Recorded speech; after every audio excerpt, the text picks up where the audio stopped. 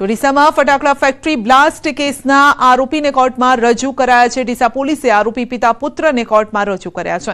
આરોપી ખૂબચંદ મોહનાની અને દીપક મોહનાની પોલીસે તેમને કોર્ટમાં રજૂ કર્યા। પોલીસે કોર્ટમાં આરોપીઓને રજૂ કરી અને રિમાન્ડની માંગ કરશે। વધુ અપડેટ મેળવીશું સંવાદદાતા કિશોર પાસેથી। જી કિશોર, પિતા પુત્ર જે આરોપી છે બ્લાસ્ટ કેસના, તેઓને કોર્ટમાં રજૂ કરાયા। ચોક્કસથી સંધ્યા આપને જણાવી દઉં કે જે બ્લાસ્ટ થયો હતો તેમાં 21 લોકોના જે મોત થયા હતા તેના મુખ્ય બંને જે આરોપી હતા ખૂબચંદ મોહનાણી અને દીપક મોહનાણીને પોલીસ દ્વારા કોર્ટમાં રજૂ કરાયા છે।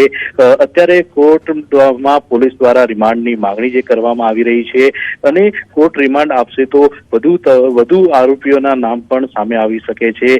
અત્યારે તો જ્યારે કોર્ટમાં આરોપીઓને રજૂ કરવામાં આવી રહ્યા હતા ત્યારે પોલીસે મીડિયાથી આરોપીઓને બચાવવા માટે કોર્ટના પાછલા ભાગથી આરોપીઓને કોર્ટની અંદર લઈ જવામાં આવ્યા હતા અને અત્યારે પોલીસ દ્વારા આ પિતા પુત્રના રિમાન્ડ માંગવામાં આવી રહ્યા છે। હવે જોવાનું એ રહેશે કે કોર્ટ દ્વારા કેટલા દિવસના રિમાન્ડ જે છે તે મંજૂર કરવામાં આવે છે।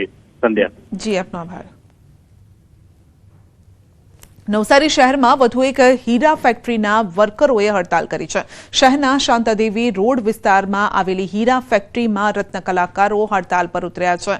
આરસી જેમ્સના 500થી વધુ કલાકારોએ યોગ્ય વળતર ન મળતા હડતાલનું પગલું ભર્યું છે। ફેક્ટરીમાં જાડા હીરા આપતા રત્ન કલાકારોને કામ ઓછું થવાની ફરિયાદ છે। તમામ કારીગરોએ પગાર વધારી આપવા માટે માંગ કરી છે અને માંગ સંતોષવામાં નહીં આવે ત્યાં સુધી હડતાલ યથાવત રાખવાની ચીમકી ઉચ્ચારી છે।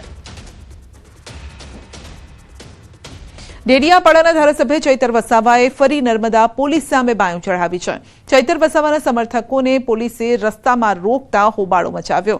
વસાવા મોટી સંખ્યામાં સમર્થકો સાથે જિલ્લા પોલીસ વડાની ઓફિસે પહોંચ્યા હતા। ઉપરાંત નર્મદા જિલ્લા પોલીસ પર ગંભીર આક્ષેપ પણ કર્યા। અમે કોઈના પર વ્યક્તિગત આક્ષેપ નથી કરતા। પરમ દિવસે અમારા લોકોએ તમને 4 હાઈવા એક પોકલેન પકડીને આપ્યું ગરુડેશ પોલીસ સ્ટેશને। કયા આધારે તમે છોડી દીધું ભાઈ? 18 કરોડની માટી ચોરી કરી છે ઉમરવામાં। ત્યાં ઇન્દ્રાણામાં અમે જઈને આવ્યા હમણાં, આખી રોયલ્ટી વગર એટલું બધું ખોદકામ કર્યું, કેમ પોલીસ એને દંડ નથી કરતી?